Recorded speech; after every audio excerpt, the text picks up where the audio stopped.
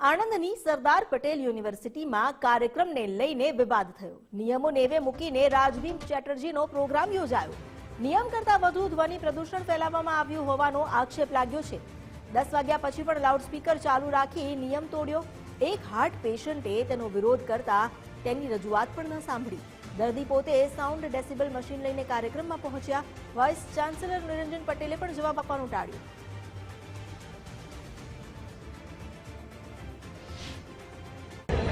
Sardar Patel university staff ક્વાર્ટરનું જે મેદાન છે એ બાજુની સોસાયટીમાં સજ્જનમાં રહું છું અને હાર્ટ પેશન્ટ છું। અત્યારે 135 ડેસિબલનો અવાજ આવે છે। બપોરના 3 વાગ્યાથી અવાજ વાગે છે। અવાજ કન્ટિન્યુઅસલી સામાન્ય પબ્લિક હોય એનો વોર્નિંગ પેનલ્ટી આપે છે। પોલીસ સાંભળતી નથી। એમને રિક્વેસ્ટ કરી છે કે અવાજ ઓછો કરો, તમે એન્જોય કરો પણ અવાજ ઓછો કરો, બીજું કશું નહીં।